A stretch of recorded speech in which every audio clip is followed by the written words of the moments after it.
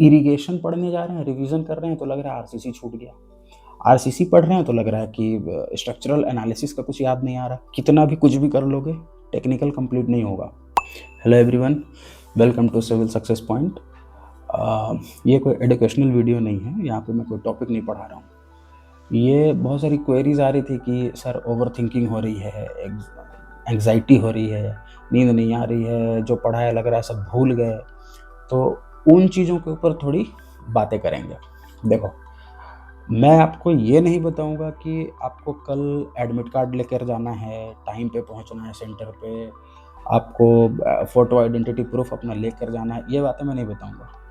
Because अगर ये भी आपको बताना पड़ रहा है तो फिर you are not eligible for the services which you are going to appear in the exam for, right. आपको ये चीज़ें तो खुद ही करनी पड़ेंगी ना यार। ये आपको कौन बताएगा कि एडमिट कार्ड करा लो, प्रिंट, ये थोड़ी बात करेंगे। आपसे इतना एक्सपेक्टेड है कि ये चीज़ें आप खुद करोगे।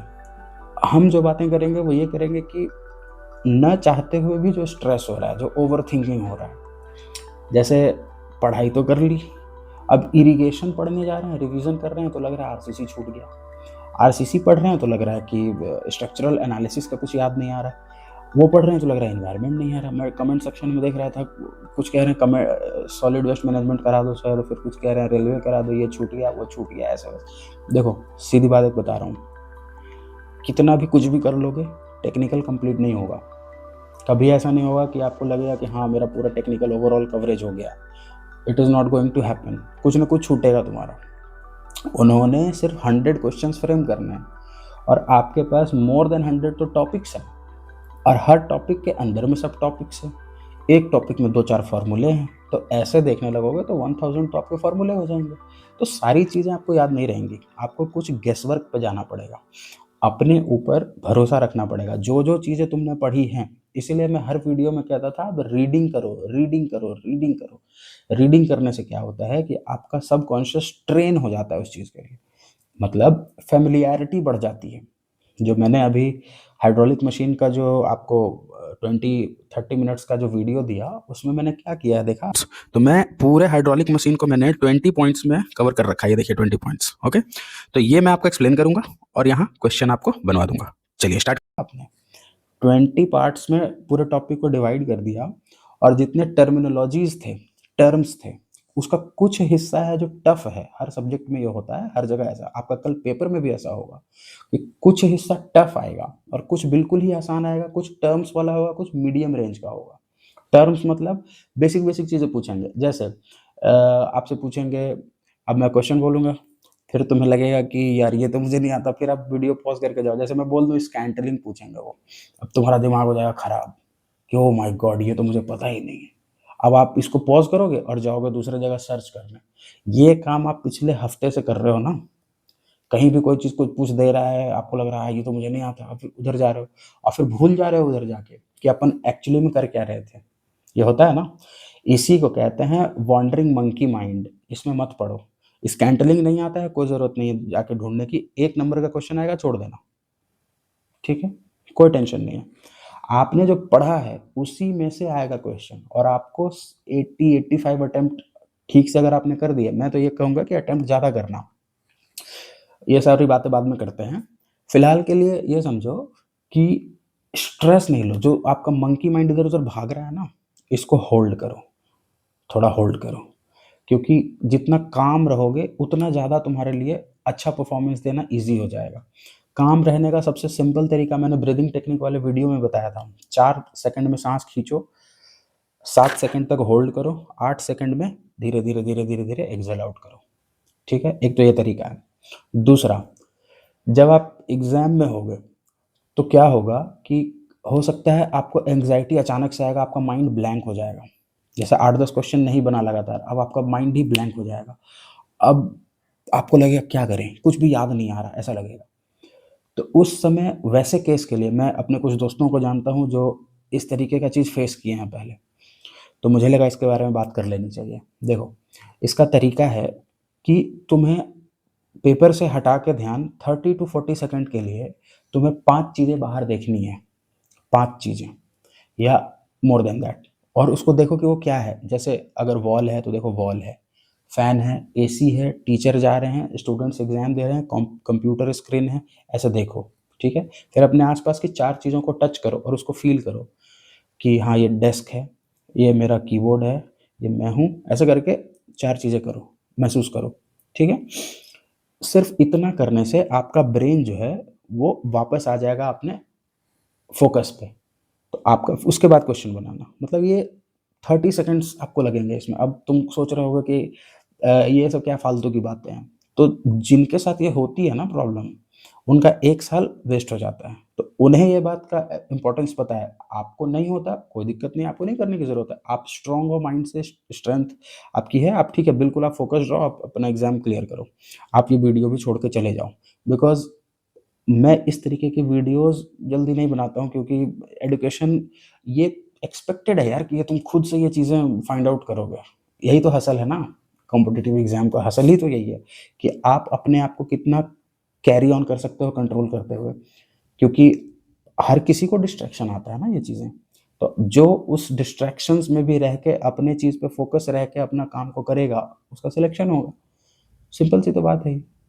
तो उसमें थोड़ा-सा हेल्प करने के लिए ये वीडियो है, दैट्स इट।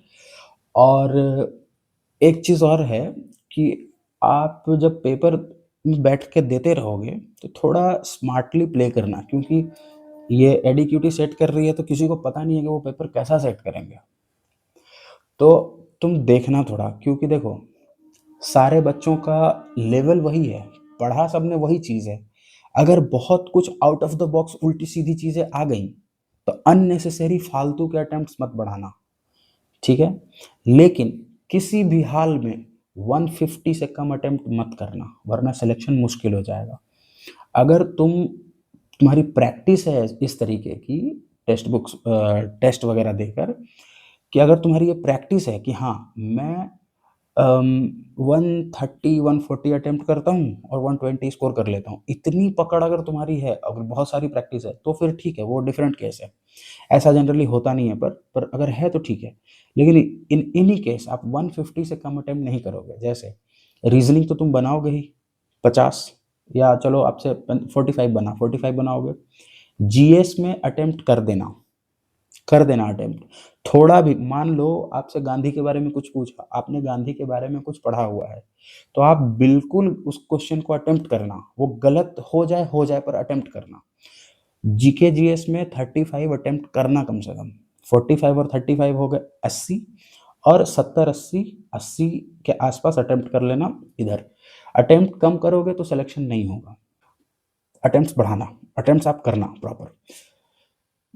एक ये बात हो गई। दूसरी बात, अगर तुम्हें दिख रहा हो कि पेपर बहुत ही आउट ऑफ द बॉक्स आ गया, बिल्कुल पीवाईक्यू में जो आपने प्रैक्टिस करी है उससे पूरा ही अलग आ गया है पेपर, तब आप अटेम्प्ट्स मत बढ़ाना ज़्यादा।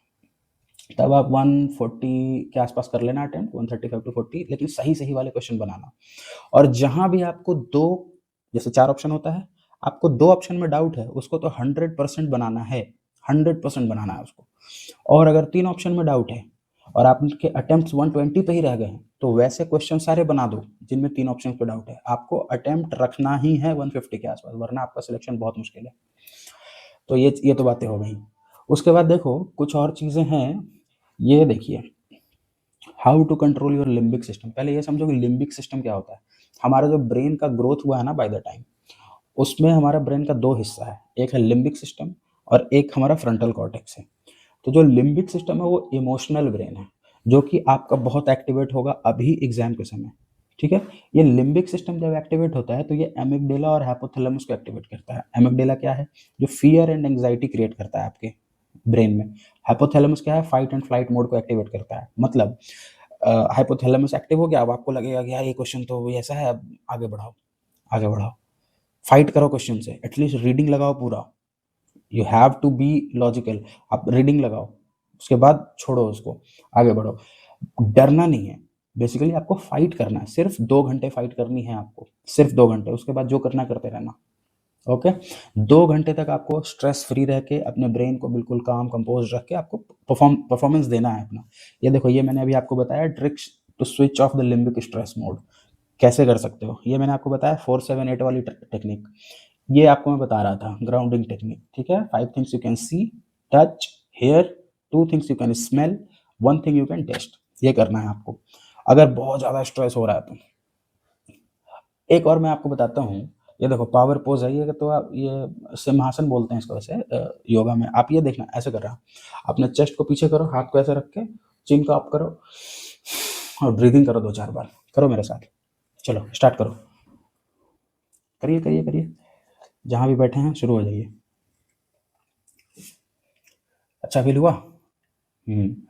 तो ये एग्ज़ाम हॉल में तो कर सकते हो बैठ के, ऐसे ऐसे करने में क्या दिक्कत है? 1-2 सेकंड आप लोग करते हैं ना जब थक जाते हैं तो ऐसा करते हैं।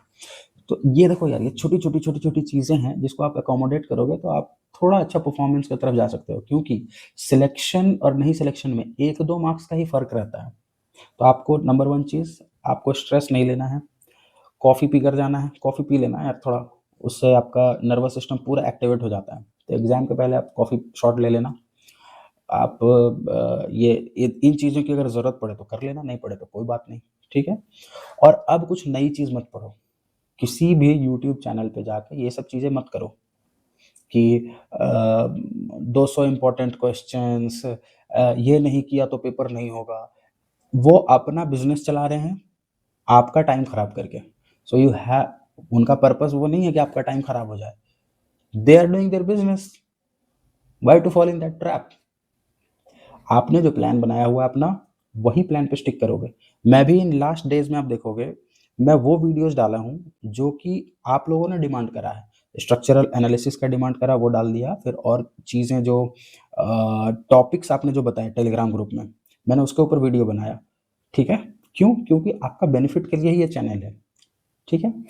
अभी मैं अपना बेनिफिट इसमें नहीं देख रहा हूँ। एक समय आएगा जब देखूँगा तो फिर हो सकता है मैं भी करूँ। You can not trust me also. You have to be very conscious about आप अपना समय कहाँ लगा रहे हो, राइट? ऐसे दोस्तों से भी दूर रहो जो अभी टेंशन वाली बातें कर रहे हैं, उनसे दूर रहो। अकेले रह लो, सही है। मम्मी-पापा से बातें कर लो। अपने वैसे दोस्त से बात कर लो जो बिना जजमेंट पास किए या बिना कुछ किए बस तुम्हारी सुनता हो। वैसे लोगों से बात कर लो अभी, और आराम से सो जाओ। टेंशन नहीं लेने का है। कल की बात कल करेंगे। टेलीग्राम ग्रुप में वो डाल देना, जो क्वेश्चंस, अगर किसी का पेपर है तो वो पेपर जो क्वेश्चन आया मेमोरी बेस पे वो डाल देना, उसका डिस्कशन करेंगे कल। ओके? तो all the best and crack it.